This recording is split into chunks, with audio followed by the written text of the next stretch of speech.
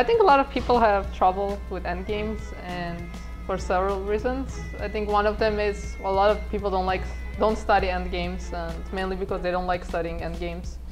And another reason is because endgame is the last part of the game. By the time you get to endgames, you're pretty tired, so it's kind of hard to play them. And that's why my coach always recommends to me that if I'm going to have a 3-4 hour study session, even if I'm going to the end game during the study session, is to do them towards the end of the study session when I'm more tired, and it's more representative of how a game goes, not when your mind is very fresh and you see everything clearly. I have a couple of my games that I wanted to go over, and they're both Rook endgames. And the thing about Rook endgames, unlike Pawn endgames, they're not it's very hard to calculate them out, because in pawn endgames the number of moves is limited, because pawn's such limited piece, it can only move so many squares, so you can't just calculate them out. But rook endgames are a little trickier. There's more nuances to it. There's more subtlety. And I think another misconception that people have about endgames, they think they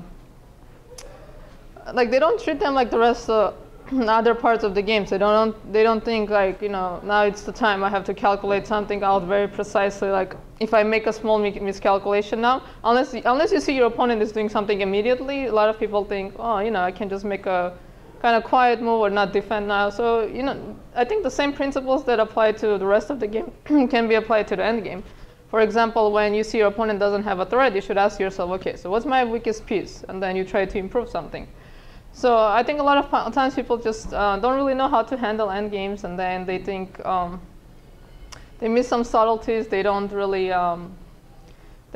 Sometimes they don't calculate it very precisely, because, especially with rook endgames, because rook endgames, they can be very tricky and sneaky.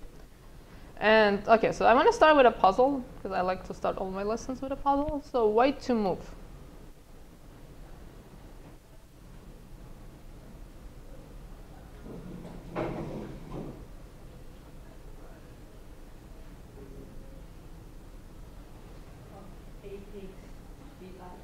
Okay, so if you're telling me move, you have to give me a variation.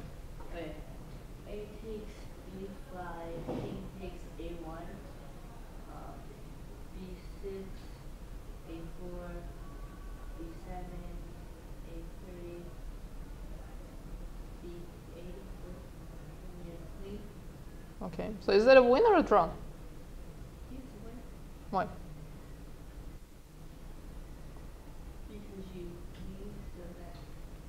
Okay, so A takes B5 is most straightforward move, so it has to be calculated. Today I'm not going to talk a lot about theoretical positions. I'm just going to talk about more practical aspect of the endgame. But if something comes up, I'll go over it. So takes. So everything's forced. So this position is a theoretical draw if the pawn is all the way on A2. And the reason is because to win queen versus pawn endgame, you need your king. Problem is here you cannot bring your king because it's stalemate. And then if you move your queen, then I'm going to move my king, and now I'm threatening to get a queen. So in other positions, when you're doing this, okay, let me do this. Let's say this kind of a position, and then I have a queen. So the way we win this position is I force you with checks to go hide behind your pawn, which means you're not threatening to get a queen, and I bring my king in. In this position, where did it go? In this position, you cannot do that. Because when you force me behind my pawn, I'm in stalemate. So this is a draw. Against rook pawns. So queen against rook pawns and bishop pawns, when the pawn gets all the way to the second rank or the seventh rank, is a draw. So let's try something else. Rook A2 check. And then king takes A2, A takes B5, A4, B6, A3, B7, king B8, and then I throw queen. I'm not going to go on the B file. I'll go to king A1, and then we got the same position. King 1. Didn't you waste a tempo by being one square out? From the difference before you were in the corner, and now you're out one square, right? Here? Well, let's count. Okay, so I'm gonna push here, here, here, here, here. Wait, whose turn is it? Oh. Same thing, right? Because you also wasted a tempo. You played rook a2. Yes. Because a lot of time in rook endgames, you have to know some concepts and some theoretical positions, but you also have to do precise calculations. So it's a lot of times it's a combination of both. So first of all, what happens if I just move my rook? The pawn will take. Is this a win or a draw? Draw. Why? It's because my king's too far. If my king was closer, this two pass pawns wouldn't matter. The rook is better than two pass pawns, of course. So what to do? Right. The difference between rook a3 and like rook a2 or rook b1 is the king has to waste two moves. So if you play here,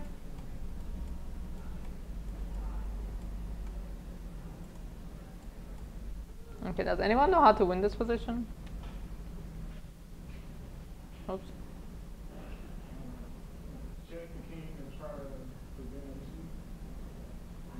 So we have to bring our queen closer.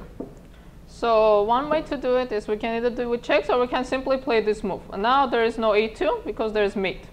So the king has to come out. So we check. If the king goes to a1, which is of course the most logical move, he wants to push a2, then we do this, and we have to attack the pawn and check the king at the same time. And now we just make a move, and this pawn is ours. So if the pawn hasn't reached all the way to the second rank, then it's going to be a win with the queen. So what if after rook a3, what if I play b4? Look, my pawn is 3 moves away from queening. So if I move my king and queen my pawn, then... So this is the time you have to calculate very precisely. It's like any kind of position where you need to calculate.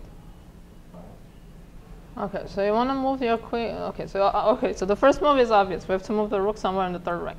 So what's your plan? You want to play rook d5? So move the king, so let's count. You don't even have to calculate, simply count. So your king is gonna, so I'm 1, 2, 3 moves away. So in 1, 2, 3 moves, you're gonna get here.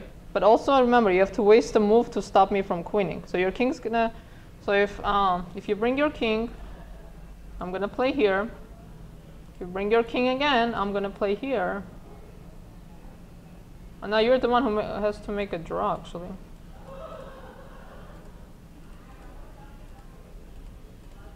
No, I'm much closer. So now you're the one who's making a draw. But there is something significant. So there is another pawn, another 2 pawns on the board. So what can we do?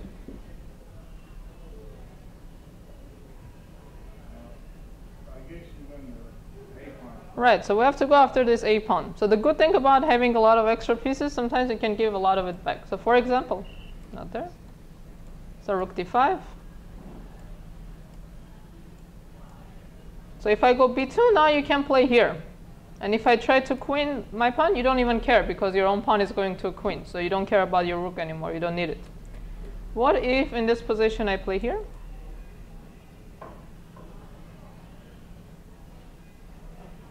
D5 check. See, now you're falling for some trick.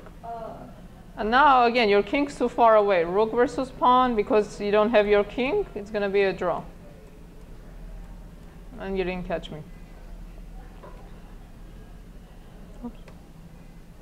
Yeah, go ahead. Yeah, rook a8, because we have a skewer. So here I can either check until, yeah, I can either do this or I can push my pawn. Because if you queen, I have a skewer. But you don't have to be fancy, you can just check. But yeah, the difference between rook a2 in this position. So any rook moves, you're wasting 1 move. But the difference is when you play rook a3, the king has to waste 2 moves. He has to play king a2, king a1. So you actually gain a move. You have a question? Yeah. What's your question? King takes, can't he just waste 1 move by going straight out to the d file? But then I'm going to queen with a check. Oops. And I queen with a check. And again, your pawn is on, it's not on the second rank, so I'm going to win. Same thing, I'm going to move my queen closer. Actually, here you have a simpler way. You can just check. If the king moves away, you put your queen in front of the pawn. If the king goes here, play here. And you win the pawn. Okay, so that was the puzzle. So my next game is actually one of my games from the US Championship that I played in April. It's against one of my very good friends, International Master Rusa Goletiani. It's one of the most entertaining endgames I played, definitely, and it was a very up and down game. So I'll show you how I got to that endgame. So we started off, I'll just run to the middle game, so I should do this.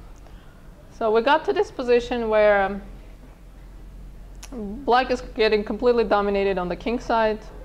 All my pieces are there. This bishop is horrible. My bishop is going to come in. Even though we have opposite color bishops, and just a quick note, opposite color bishops are great when you're attacking, because when you attack, let's say I'm attacking the dark squares, she doesn't have a bishop to protect them. So it's even worse for her. And here I actually had a lot of time, and I kept calculating. I couldn't come up with a win. And let me see if I have my win here. Yeah, and my win is actually pretty simple. What am I doing? Yeah, she played rook c8. So here I can just play here. Just bring my bishop in. Now I'm threatening checkmate. And I don't care about trading, because if king h6, I want to do this. Knight f7 and checkmate. So I calculated, I couldn't find this, and I found something that I thought was going to be something very brilliant, but unfortunately I missed something. So here I played knight f3, d4, so she went back.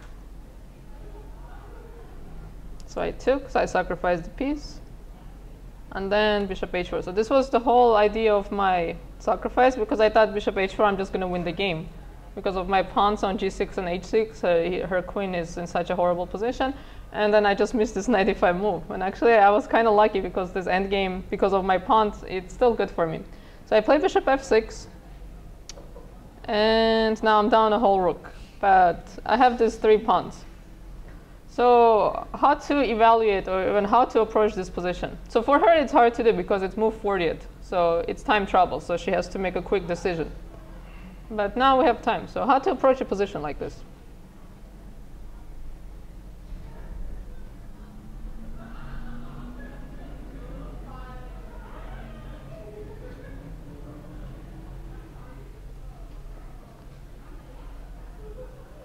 So what's going on in the position? I know it looks crazy, but we have to break it down somehow.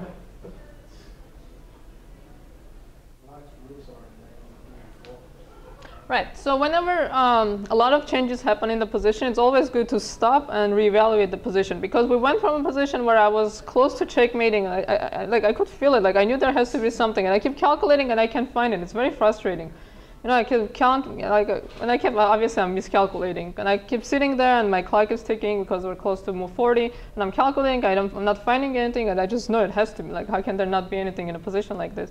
And then I end up in this kind of position. So of course, like, I was really shocked that this is where I ended up, because I thought I'm completely winning. And then I kind of started looking at this position, and I was like, okay, it's still not so easy. So I have, what do I have? I have 2 pawns for a rook, but I have 3 pawns on a 6th rank. So what else? So yeah, so black's rooks are very badly placed, because f7 is coming. So it seems like I'm going to get the rook back. So I'm not going to be without a rook forever. So let's see if she tries to save her rook. So f7. So let's say she runs away. So actually here I have a very interesting way to win the game. Another thing that I need to keep in mind, whenever you're in any kind of endgame, you have to keep in mind what's going to happen in the king and pawn endgame. Because for example, if I play g7, and I can force the rook back, right? So she has to give up the rook. But do I want to go into rook and pawn, king and pawn endgame? No, because she has this distant pass pawn. So these are the things that we have to keep in mind. So first of all, what happens if she tries to save her rook?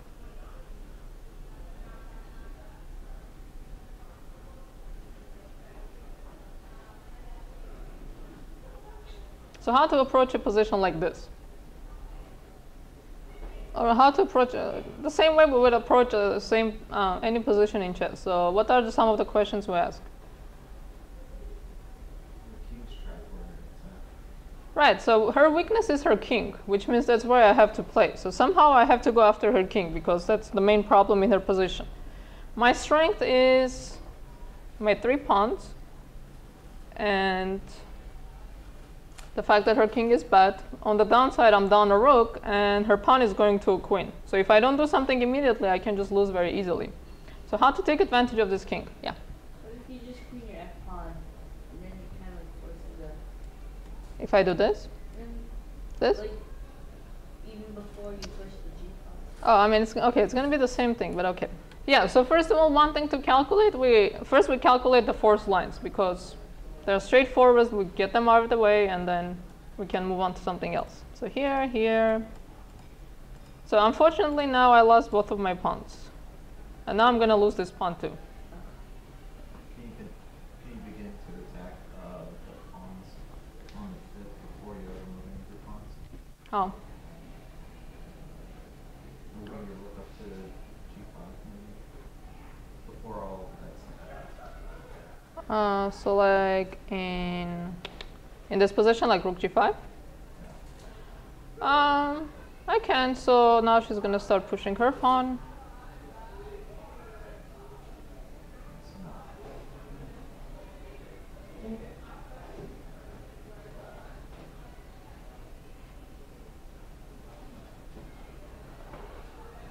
So, okay, but our opponent's king is weak. So if we're going to attack, it's going to be with our pawns and the rook. So where do we want our rook to be? E2, very good.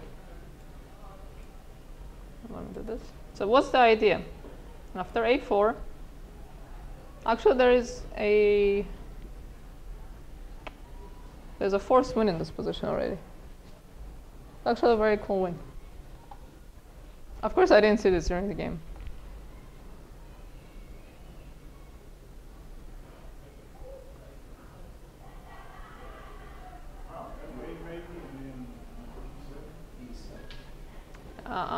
Okay, rook e7, what was your answer? What was your answer? See, I don't want to give up my pawn first. So, because when you give up your pawn, you're really giving your opponents more options. Okay, what happened? Okay, so here, and then rook e7. But now most you're threatening is either perpetual or winning my rook. So now I'm going to run away again. So again, f8 is a very committal move. If you're doing f8, you need to have a good follow-up. But you can play rook e7 with the same idea of playing f8. So let's say your opponent ignores it.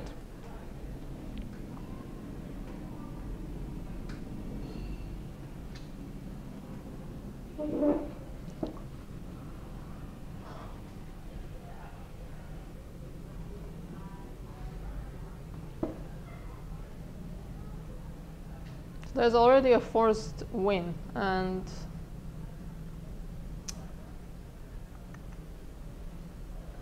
so when I say a forced win, so now I can calculate force variations. King h7.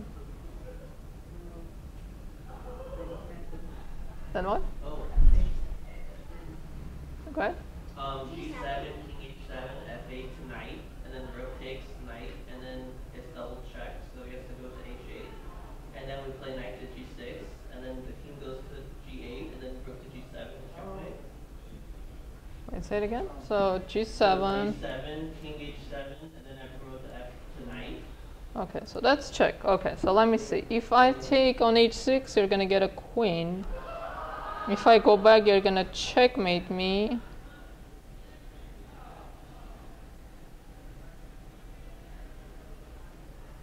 So nothing I can do. Okay. So if I take, Break it to a knight. why a knight?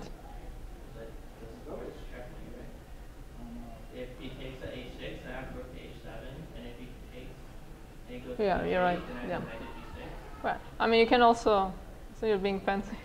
You can just get a queen. No, but yeah, this is, A queen will work. Oh. yeah, because it's a discovery check. Because you work with. Wait, let me see. So if I go here, then you're gonna get a queen, and then you get my rook. So if I go here, you checkmate. Yeah, I mean, of course, this is nicer. It's always nicer when you under promote. Yeah, so you can do this. You can also play f8 with the same idea. So g7. So what's the move here? It's not taking the rook. h7, because you want to put my king under the discovery attack. Well, now you can't get a queen. I mean knight, so you have to get a queen. So she obviously black cannot do this. So it becomes clear that black has to give up one of the rooks. So the question is how.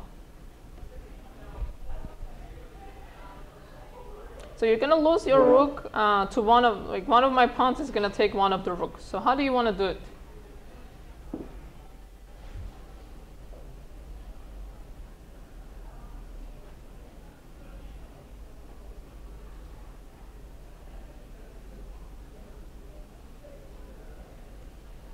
He take the g-pawn now and maybe look up a Okay, that's one way of doing things. That's right. So why do you want to take the g-pawn? Yes, it does too many. One of them has to. No, I don't know. It seems like one you said the seventh range. I mean, you can just let me play f7 and then let me take one of the rooks. So why do you want to take my g-pawn? It disconnects the pawn. I'm sorry? It does what? It disconnects the pawn. Right. The other two weak. Because you don't want me to end up with two connected pass pawns, because those are the best kind of pass pawns to have. So you want to get rid of this g-pawn, because then I have two weaknesses. So there are two ways you can do it. So in the game, she took on g6, and I understand why. It's not a bad move. There's another way of doing it, but I understand why she did it, because in a 40th move, she has to make a decision. And rook g6, and we get into some kind of a rook endgame where I'm up a pawn, but my pawns actually no longer are that great. So she has two ways of playing. So she can either play rook ef8. So if I go f7, nope. Now she has to give up the pawn, the rook, and get another pawn. So now the problem for me is this h6 pawn becomes kind of useless, because it's blocked. The king is going to come and get it. So now I have to go after her pawns. So she has a lot of weaknesses still. So here, and what to do now?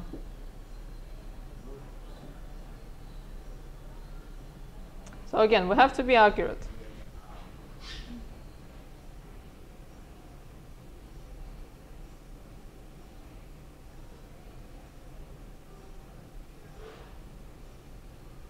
So again, you're going to lose a pawn, and this happens a lot in games. Like, you're going to lose something, or you're going to go into bad position, and you have a choice. Like, how do you want to do it? So here you have a choice. Like, which pawn do you want to lose? How do you want to lose that pawn? So you have to keep these things in mind. So obviously something's going to get lost here. So for example, first of all, you don't want to do this.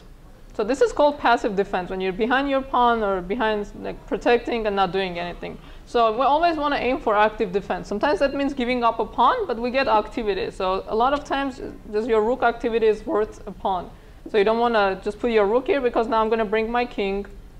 Now I'm going to cut this off. I protected my pawn. And now my king's going to come and support this pawn. So now all of a sudden this pawn became dangerous again. So you don't want to become so passive and let your opponent do so many things. So you want to really come after my pawns. But think about how you want to do it, which pawns you want to get, and what's going to happen. So rook c3 is one option. What other options does black have? It's a very simple thing. Your pawn's under attack, so Rook C5. Rook c5, again, passive defense. B4. B4, your pawn's under attack, just move it. So difference is, so let's say you take. So whichever your rook goes, if your rook goes here, I'm going to take this guy and, nope. I'm going to take this guy and defend it. If your rook goes to b5, I'm going to take this and defend it. So eventually, then I'm going to take the other pawn and we're going to end up 2 versus 1 endgame. So what do we know about endgames like that? Or when you have a passed pawn and your opponent has a passed pawn. So there are several important things, right? Your king activity, your rook activity, how far advanced is your passed pawn. So this h6 pawn is very far advanced, but the problem is it's stopped. So when I play king h7, you either have to put your rook somewhere awkward to defend it, or you have to give up that pawn.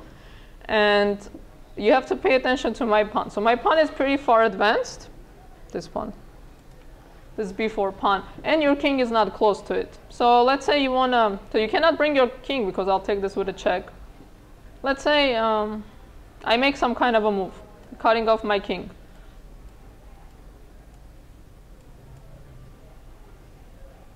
And then you go for this, and now we're just going to exchange everything eventually. And all of a sudden this king becomes very awkward. Okay, so how did we get here?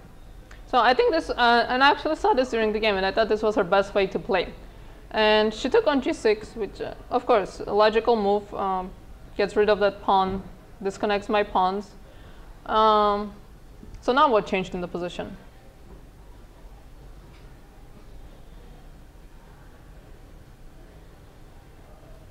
You didn't get that F6 pawn. So we didn't get that f6 pawn.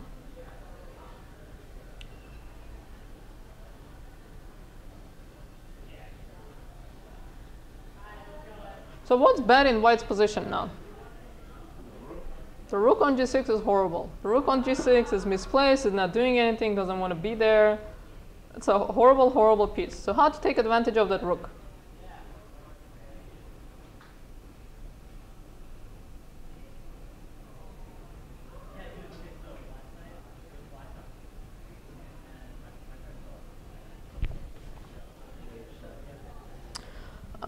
King h7 actually is not a very good move. We can't figure out why.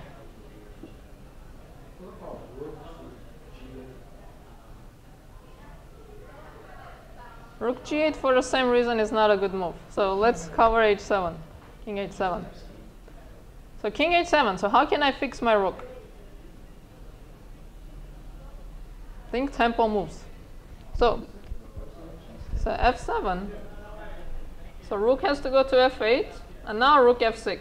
And it's actually a very funny structure because my rook alone is holding all your pieces together. So black has to continue with a4. So this is similar to the game, so we'll get to this position. So just leave it here. So rook g8 is the same reason I'm going to play f7. So you don't want me to put my pawn on f7 and the rook behind it. Actually, this is an ideal setup, right? I'm putting my rook behind the passed pawn, which is what we want to achieve. So how else to take advantage? Rook f8, right. Just don't let the rook move. And unfortunately, I don't have anything better but to play f7 and then we saw this position, right? Remember this position? No? No one remembers? We just looked at So b4, so we got to the same position. So again, your opponent's going to take your pawns, you're going to take his, things are going to get traded off. And also remember that in endgames, passed pawns are kind of like a distraction. When your opponent's trying to do something, you're pushing your pawn, all of a sudden they have to turn their attention to the pawn, and then you get freedom to do what you want. So it's not just about queening your pawn, because a lot of times you don't get to queen your pawn, but to use it as a distraction. Okay, so in the game, so she didn't play rook f8. But again, it's important to ask yourself these questions. And you're treating this just like any position. So, I mean, it's a complicated position. A lot of people think endgames are simple and, you know, there are a few pieces. But even with few pieces, you can have complication. Like, okay, move or go. Like, how complicated is this position? So again, you have to ask yourself the same question. So what is my opponent trying to do? What are the weaknesses? What are the strengths in the position? What is one strength that black has in this position? Black. Right, he has 2 versus 1, and it's a distant pass pawn. So if this pawn starts going, then I have to move my rook to the other side of the board. And again, that's going to be distraction for me, and then something bad's going to happen to my pieces on the king side. So here she actually played a4, and actually this cost her the game.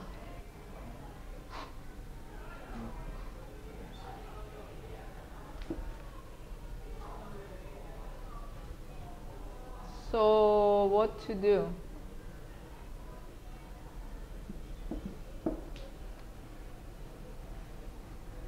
So okay, so take. So let's make the first. Obviously, I have to take. I'm not going to play b4 and lose another move. So this position. So again, things change. So now it's time again to reevaluate the position. That's a pretty good summary, right? So white's rook is still very much misplaced. So white has very far advanced pawns, but unfortunately they're both stopped. So how to deal with this a pawn? Maybe rook g7 to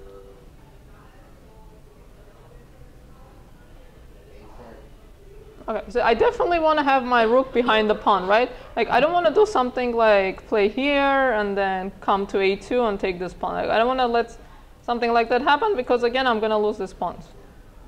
Like I don't want to allow this. So I definitely want to put my rook behind the pawn.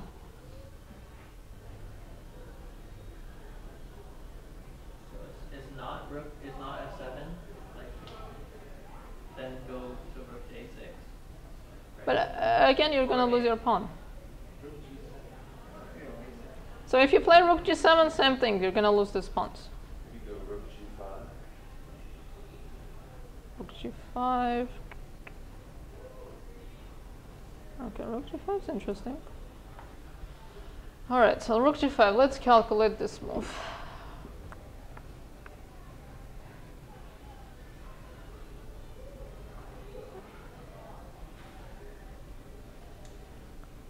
So if I push my pawn, you want to get this pawn.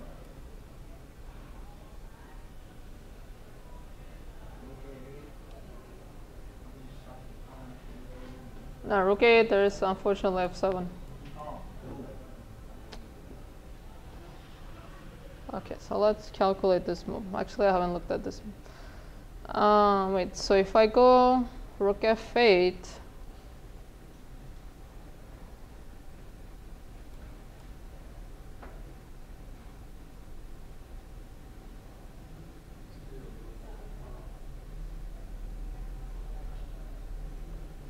yeah, I mean, this is also a good idea. So if rook a5 here, the important move that you have to make, you don't take this pawn. You have to protect your own pawn. Because this pawn is yours. It's not going anywhere. And the key is you also want to get this d pawn. So if something like this, Is this transposed from the f7 line? Where f7 and then they push a pawn and you go rook f6? no, because there black got a pass pawn too. Here black has no pass pawn. Because in that position I was able to play rook c3 and get one of the b or d pawns, right? So I play f7, then rook f8, then rook f6, then Oh. a3, then rook takes f4 or f5, sorry, and then I slide the rook to a5. Is this transposed? Oh, That's you mean fine. that I position? also keep the pawn on h for one more turn. You mean in this position? Yeah, yeah. Oh, I see. So you want to play f7. So if I go here, you go here, I go And here. I grab the pawn. Yeah, transposed. Oh yeah, wait, so here, there's a slight difference because now I can play here and get your pawn. Because in that position, I was taking your pawn on a3 and here I'm taking it on a2.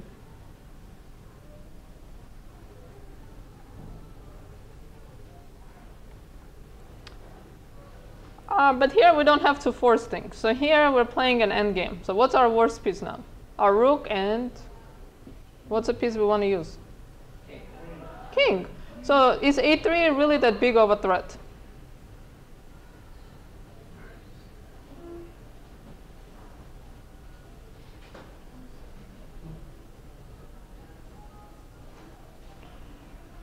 Hold on, let me see. There we go.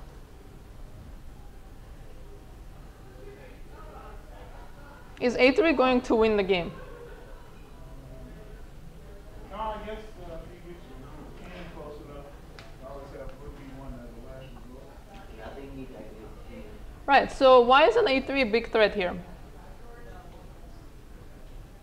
Because y'all can pawn is still up for much. Right, because f7, so f7 is a tempo move. So it's like in one move I can get behind the pawn. So f7, rook f8, and I can swing my rook over. So that's why it's not such a big threat, because I have time to swing my rook over, and it's going to be behind the pawn. So remember, if you have a passed pawn yourself, you want your rook to be behind it. If your opponent has a passed pawn, again, you want to be a rook behind it. That's when it's most active. So that's why this a pawn is not that dangerous. So here it's not such a danger because I have time to bring my own king. So here is what's important in this position. Like, which pawns do I want to kill? Which pawns do I want to give up?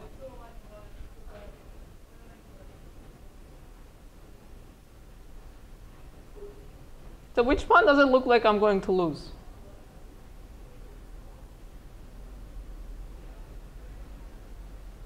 I would say f4 pawn. How is Black going to get to f4 pawn? Which one? I would say e3 looks weaker than e3 looks weaker than No, out of 4 pawns, even f6 and h6 considered. The f pawn, right? It seems like I can't hang on to that pawn because I need to push this pawn to swing my rook over to the other side. So that f pawn is going to be gone. So like we know that much. So this h pawn is very weak. Maybe I can hang on to it, but it seems like the h pawn is not that important because it's a rook pawn, and it's very hard to win with rook pawns, especially. Well, I mean, if there are no other pieces, then it's a draw. So I know I'm going to lose this pawn. So now what do I want to do with my king? And okay, I know I'm going to lose this pawn. I know I can easily stop the other pawn. I don't have to worry about it. So now I have to worry about if my opponent can activate her king. So is king h7 ever a threat?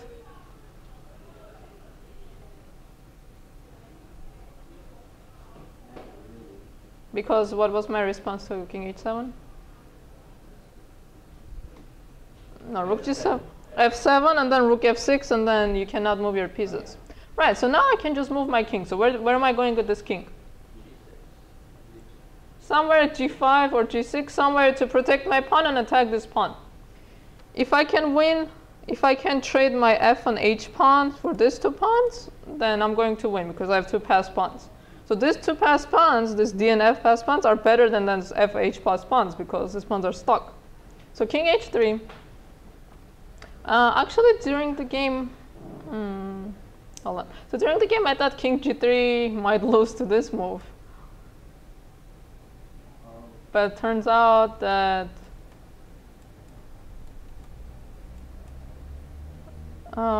wait, did I do something wrong? Yeah.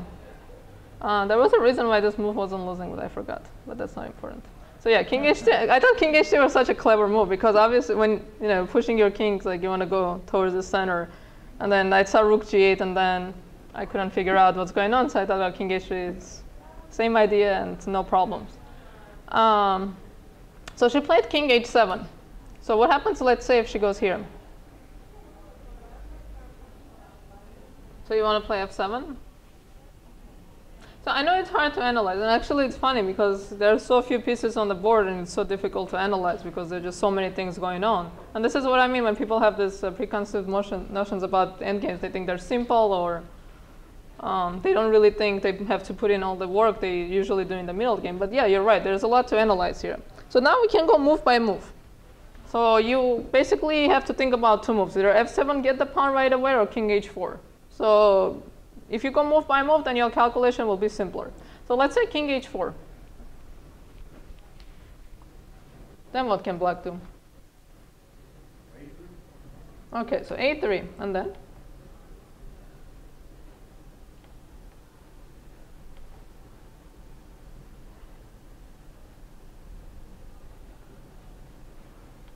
a3 now all of a sudden becomes dangerous, right? He wants, black wants to queen. So now we have to go after the pawn. So f7.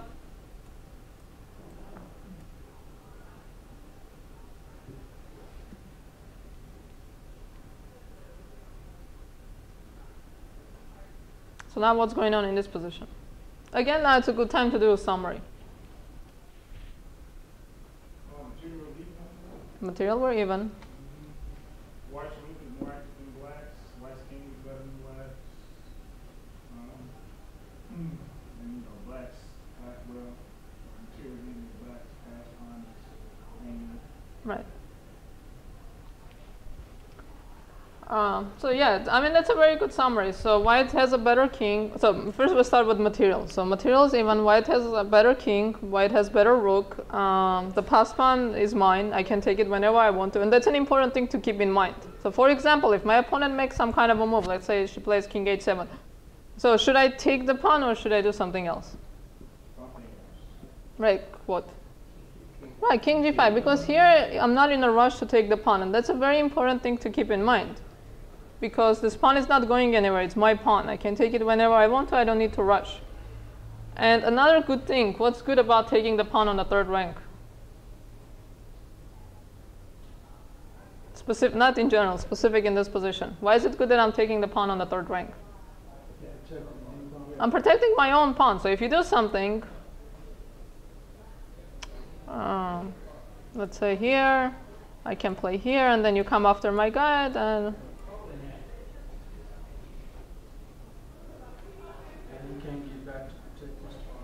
yeah, so his pawns are going to be mine.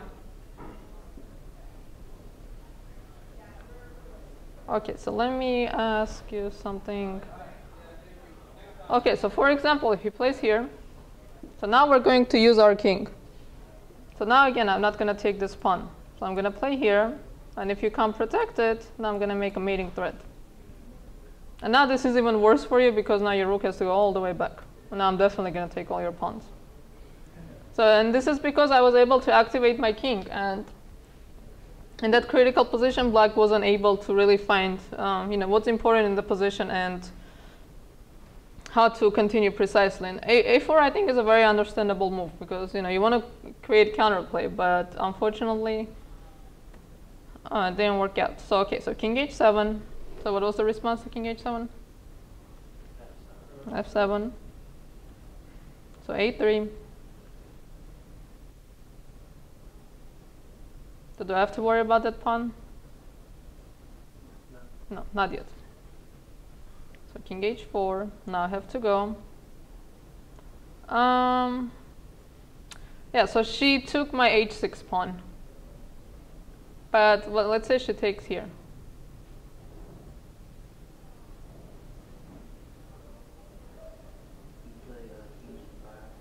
Yeah, king g5. And again, I'm going to start taking these pawns. And then, nope. So again, some kind of a move. Always keep the subtleties in mind. So if you can throw in a check and worsen your opponent's king, it's always worthwhile to do it.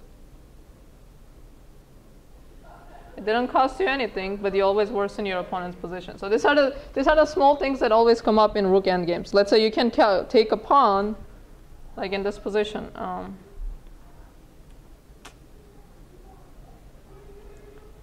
Okay, let's say I pass the move to my opponent. I just want to set up a different kind of, let's say this is the position. So I can take the pawn, but I can first throw in this check, worsen her position, and then take the pawn. It doesn't cost me anything, it makes her position worse. And this is something that comes up in rook endgames a lot. You can throw in a check, do some kind of a damage, and then do what you want it to do. So instead, she decided to take this h6 pawn, because she probably thought that because in this position looks quite hopeless. Because these pawns are going to be lost. Okay, so she played a1 queen, and then she took. So how to win this?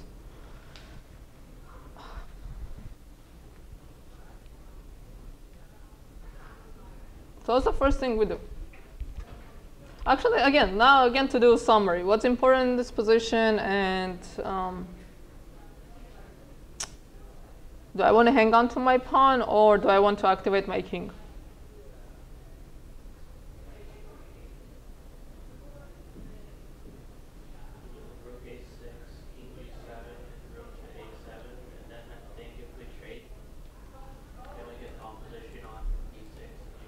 I mean, she's not going to do that, right? She's not going to let my king in. So do I care about this f7 pawn?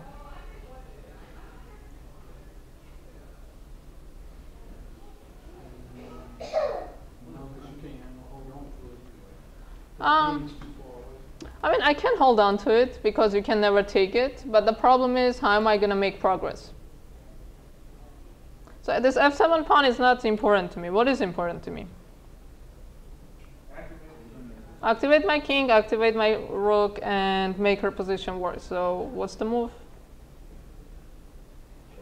So rook a6, push her king back. King d5, so she took.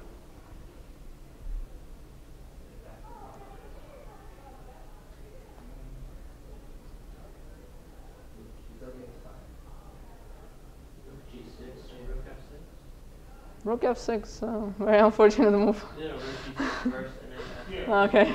Yeah, that's what I did. I played rook g6. And rook g6, see, I thought this was very clever because there's no king f8. I force an exchange of rooks. And this is what I meant. You have to keep in mind how are the pawn endgames for you. So she played king h7, rook d6. So since I'm attacking this f5 pawn with my king, and she has to keep her rook here to defend it, I'm going after the d pawn. Because this pawn, I know it's going to be mine. I can take this d pawn and then come after it. There's no way she can bring her king around to defend it. So, like, I've reserved that pawn. So now I can go for the other pawn. So here, so d4. And the reason I'm pushing it after I play, let me see this. No. So let's see, like, if I'm, no, it's not my move. Okay, so I'm careless here. All of a sudden we might end up in Philidor kind of positions. So, you know, even in this kind of endgames, even when you're completely winning, you want to be accurate. Like rook endgames really require this kind of thing. So d4. And the good thing for me is that my opponent really doesn't have any moves. So she's completely paralyzed. She cannot improve her rook, cannot improve her king, which gives me the option to improve my position as much as I can and then take this f5 pawn. Because again, we have to think about what's important in the position. This f5 pawn is going to be mine at some point, so I don't have to take it right away. I can think about when's the optimal time for me to take it, which of course is not, it's not in this position either, because again, I'm losing this pawn. So I want to have 2 extra pawns. So there is no. Once you use the pawn to d5, then you can initiate the trade. So when I get to d5, because here I got my pawn all the way to d6. So I can play rook f6 right away, but again, she doesn't have any moves. So here we don't want to blunder. And then, oh no, actually it's not a blunder. Then why didn't I take it? I guess I was on team. I'm being extra careful. I thought it was a blunder for a second, but no, but I mean, okay, it's good to be careful. Oh, rook e6 returns rook e7. Now I remember. And then here I was actually thinking if I should do this. But unfortunately, this is a draw. So no need to be, so it's good to be careful, but no need to be fancy. Yeah, so here, and now my rook is going to block all the checks, so my pawn is queening. I have another game, but it's a long game, so we're not going to be able to go over it. So I hope you enjoyed it. I enjoyed playing this game.